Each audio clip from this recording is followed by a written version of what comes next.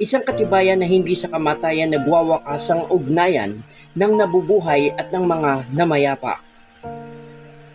Marami rin na nagsasabi na sa pag-aalay ng mga bulaklak, pagtitirik ng mga kandila at pag-uukol ng mga panalangin sa mga namayapang mahal sa buhay, ang pagdalaw sa mga libingan ng namatay na kaanak at iba pang mahal sa buhay ay isang napakagandang mukha ng ating kultura.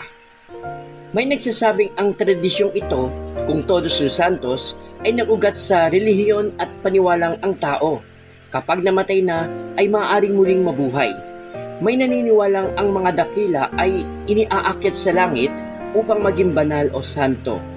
Sa paniniwalang Kristiyano, ang muling pagkabuhay ng mga yumao ay binabanggit din. Ang mga patay ay muling mabubuhay sa katapusan ng mundo o araw ng paghatol.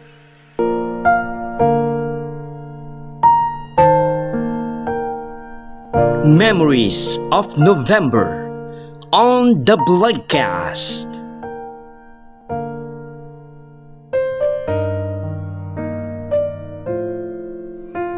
Last quarter countdown to 2026.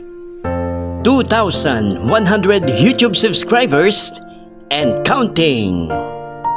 The 2025 Christmas Countdown on Smule, Year 8 from September 7 to December 21, 2025.